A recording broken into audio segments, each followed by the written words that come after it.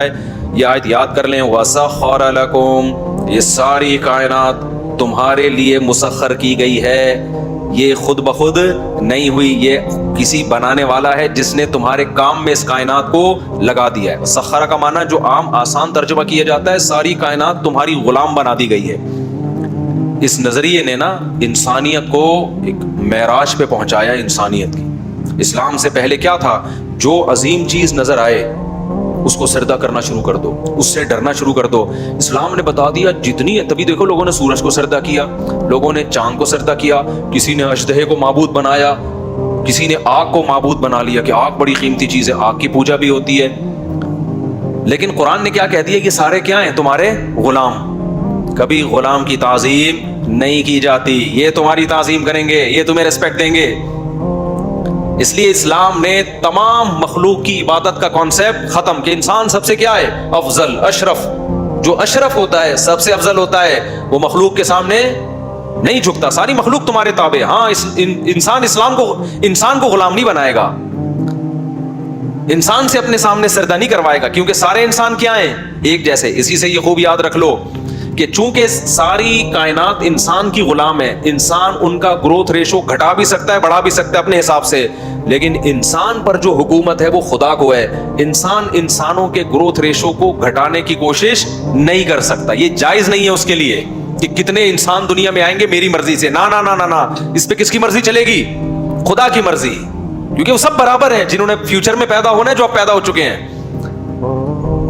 جو خدا کو نہیں مانتے وہ تو کہتے ہیں نا رزق کے ذرائع کم ہو رہے ہیں تو انسانوں کا ریشو گھٹاؤ۔ بھائی جس خدا نے بنایا ہے میرے لیے بھی، اگلی نسل کے لیے بھی بنایا ہے۔ ہم مریں گے، کل اگلی نسل آئے گی۔ نہ ہمارے ماضی میں کسی کو ہماری نسل روکنے کی اجازت، اور نہ ہمیں اگلی نسل روکنے کی اجازت، کیونکہ انسان کو انسان پر ایسی حکومت نہیں ہے کہ وہ انسان کے لیے اتنے خطرناک قوانین بنانا شروع کر دے کہ انسانوں کا گروتھ کنٹرول اپنے ہاتھ میں لے لے۔ یہ نہیں ہو سکتا۔ سمجھ میں آ رہی ہے بات کہ نہیں آ رہی؟ چائنا میں ظلم ہوا نا، کتنے لوگ ہیں جن کو اولاد چاہیے تھی، گورنمنٹ نے پابندی لگا دی 2 سے زیادہ نہیں۔ یہ ان ماں باپ کے ساتھ ظلم ہوا کہ نہیں ہوا؟ لیکن اب بتاؤ ہیومن رائٹس اور ویمن رائٹس کہاں گئے؟ وہ موو کرتے ہیں، وہاں سے ہجرت کرتے ہیں۔ تو ہماری حکومتوں کو ہم پہ یہ حق نہیں ہے کہ کس کے کتنے بچے ہوں گے، یہ گورنمنٹ کو پوچھنے کی اجازت نہیں ہے۔ اور اس میں اگر گورنمنٹ قانون بناتی ہے اس کو اٹھا کے دیوار پہ مار دیا جائے گا، اس کی کوئی اوقات نہیں ہے۔ ظلم ہے، یہ تو خدا کے ساتھ اس کی بغاوت ہے، جبکہ اسلام میں اس کے اگینسٹ حکم ہے تزوج الودود الولود، نسل بڑھاؤ۔ تو خدا کے آرڈر پہ نسل بڑھائی جا سکتی ہے، نسل ختم نہ کم کی جا سکتی ہے، نہ ختم کی جا سکتی ہے۔ سمجھتے ہو؟ مثال کے طور پر اس وقت دنیا میں جتنے انسان ہیں وہ یہ فیصلہ کر لیں کہ ہم نے مزید انسان پیدا ہی نہیں کرتے، ہمیں اولاد کی ضرورت ہی نہیں ہے، یار لائف کو انجوائے کرو، مر جائیں گے تو کیا ہوگا، ختم۔ تو اجازت ہوگی اس کی؟ بولو نہیں بھائی، یہ نیچرل ہے، یہ اس کی آپ کو۔ تو جیسے 2 بچے ہم اپنی قانون سازی کی وجہ سے پیدا نہیں کرتے، تو 10 بھی اپنی وجہ سے پیدا نہیں ہوں گے، 1 بھی اپنی وجہ سے پیدا نہیں ہوگا۔ اس میں ہمیں رائٹ نہیں ہے۔ سمجھتا ہے کہ نہیں سمجھتا؟ تو خیر، تو اللہ نے کیا فرمایا؟ ساری کائنات کس کے کام میں لگا دی ہے؟ انسان کے۔ تبھی آپ دیکھو یار انسان کرتا کیا ہے جانوروں کے ساتھ۔ ابھی دیکھو ہماری مرغی انڈوں پہ بیٹھی ہوئی تھی نا، ایک مرغی سے 10 چوزے نکلے، دوسری سے بھی کتنے نکلے؟ 10۔ اب 10 اس کے ساتھ ہیں، 10 اس کے ساتھ ہیں۔ دونوں جب چہل قدمی کے لیے نکلتی ہیں تو لڑائی میں ٹائم زیادہ گزار رہی ہیں، بچوں کی کیئر میں ٹائم کم گزر رہا ہے۔ وہ بچوں ہی کی خاطر لڑتی ہیں، مگر دونوں لڑ کے لہو لہان، ان کو ہٹانا پڑتا ہے۔ لہذا اب ہم نے کیا کیا کہ بھائی ابھی واکنگ کا ٹائم اس کا ہے، یہ والی مرغی یہ اپنے بچوں کے ساتھ نکلتی ہے، دوسری بند، وہ دیکھ کے چل رہی ہوتی ہے، پھر اس کو بند کرتے ہیں دوسری۔ اس کا کسی نے حل بتایا کہ یہ جو 10 بچے دوسری والی کے ہیں نا، یہ ادھر کو لے آؤ، اسی میں مکس کر دو، اور جو مرغی کی جو بچوں کی جو سچی مچی کی ماں ہے وہ کنفیوز ہو جائے گی اس میں میرا والا کون سا ہے۔ ایک آدھ بچہ ہے نا تو مرغی اٹھا کے پٹک دیتی ہے، اتنے سارے گھسڑ دو گے وہ بیچاری ٹینشن میں آتی ہے، ٹینشن میں ایک آدھ دن آئے گی یہ والا میرا ہے یہ والا اس کا ہے، لیکن 2-3 دن کے بعد ان کو ایکسیپٹ کر لیتی ہے کہ سارے ہی میرے ہیں۔ تو ہم نے یہ کیا، لیکن پھر مجھے بڑا ترس آیا، یار یہ بچوں کے بولو بغیر ہو گئی، تو وہ اکیلی وہ چیخ رہی ہے بھائی میرے بچے میرے بچے۔ ہم نے کہا تو لے جا تیرے بچے، ہم نے واپس کر دیے اس کو۔ لیکن انسان یہ کام کر رہے ہوتے کہ نہیں کر رہے ہوتے؟ مجھے پتا چلا کہ مرغی والے یہ کرتے ہیں، ایک مرغی سے چوزے نکالے، پرانی والی کے حوالے کر کے اس کو ہٹا دیا بچوں سے، تاکہ یہ دوبارہ جلدی انڈوں پہ آ جائے۔ پھر جیسے ہی انڈوں سے چوزے نکالتی، اتنی محنت کے ساتھ ان کی کیئر کرتی، ہٹا کے اس کو دوبارہ انڈوں پہ وہ بیچاری ساری زندگی انڈے دے دے کے آدھی ہو جاتی ہے۔ انسان کیا حشر کرتا ہے جانوروں کے ساتھ، آپ دیکھو یار، اپنے مطلب کے لیے۔ پھر مجھے خیال ہوا کہ یار یہ جو قدرتی پروسیس ہے نا اس کو, کیونکہ وہ اتنی جلدی جلدی انڈے دے گی تو ایکسپائر جلدی ہو جائے گی نا, جیسے بھینس کو ٹیکے لگا لگا کے آپ فارم مرغی کے ساتھ دیکھو انسان نے کیا کیا, انڈے ہی دیے جا رہی, انڈے ہی دیے جا رہی, بریک ہی نہیں آ رہا یار, آٹو پہ لگا دیا, بٹن دبا کے بھول گئے.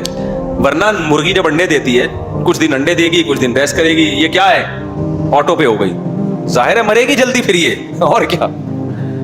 کیسا اللہ نے انسان کو اختیار دیا ہے, شیر کو چڑیا گھر میں بند کر دیتا ہے, بکرے جوان ہوتے ہیں کاٹ کے کھا جاتا ہے, لاکھوں کروڑوں ٹن مچھلی اس سے اس کی زندگی کا حق چھینتا ہے, کھاتا ہے اس کو. تو اللہ کہتے ہیں یہ ساری کائنات میں نے تمہارے لیے مسخر کی. کیوں؟ اچھا, ما فی السماواتی, جو کچھ آسمانوں میں جو کچھ زمین میں, جمیعا منہ, یہ سارا کا سارا منہ میں نے کیا ہے. یہ جملہ ہے اصل میں نوٹ کرنے کا. اللہ کہتے ہیں یہ خود بخود, یہ جو ڈبل روٹی ناشتے کے ٹائم پہ ہی آ رہی ہے نا, یہ کوئی خلائی مخلوق نہیں ہے, کوئی بندہ ہے دے کے جا رہا ہے, خدمت کر رہا ہے آپ کی. یہ آٹومیٹیکلی ایسا نہیں ہوا کہ سسٹم نے اپنے آپ کو ایسا مینج کر دیا کہ ناشتے کے ٹائم پہ ہی ڈبل روٹی اڑ کے آپ کے گھر میں آئے گی. تو اللہ کہتے ہیں یہ کس نے کیا یہ کام؟ یہ میں نے کیا ہے. تو اب جب اللہ نے کیا ہے تو لتجزا, انسان کو ساری کائنات کو بنا دیا انسان کے لیے. تو اب اللہ کہتے ہیں انسان کی ذمہ داری کیا کر دی گئی ہے, بہت بڑی. غیر مسلم کہتا ہے ساری کائنات میرے لیے اور میں لائف کو انجوائے کرنے کے لیے. یہی کہتا ہے نا وہ. بھائی ہم دنیا میں کیوں آئے, کسی انگریز سے پوچھیں, ہندو سے پوچھیں, سکھ سے پوچھیں, کہے گا انٹرٹینمنٹ کے لیے آئے ہیں. یہ بکرا کیوں آیا, یہ میرے غذا بننے کے لیے آیا. یہ مرغی کیوں آئی, یہ انڈے اس لیے دینے کے لیے آئی کہ وہ انڈے میں کھاؤں گا.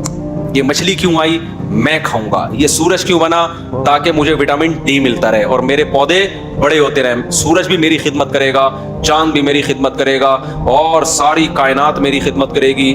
میں زمین میں سوراخ کروں گا, وہاں سے ڈیزل اور پیٹرول نکالوں گا, اور میری مشینیں گھومیں گی, میرے جہاز ہواؤں میں اڑیں گے. یہ سارے کام میرے لیے ہوں گے. بھائی تو کیا ہے, میں پیڑے کھاؤں گا بیٹھ کے, میں لائف کو کیا کروں گا, انجوائے. تو قرآن کہتا ہے یہ بات وہ شخص کر سکتا ہے جو یہ مانتا ہے کہ یہ کائنات اتفاق سے اس کے لیے بن گئی ہے. لیکن جو یہ مانتا ہے کہ یہ سب کچھ خود بخود نہیں ہو سکتا, کسی نے انسان کے لیے کیا ہے, تو پھر اس سے پوچھا جائے کہ تو میرے لیے اتنا کیوں کر رہا ہے, وہ بتائے گا میں کیوں کر رہا ہوں.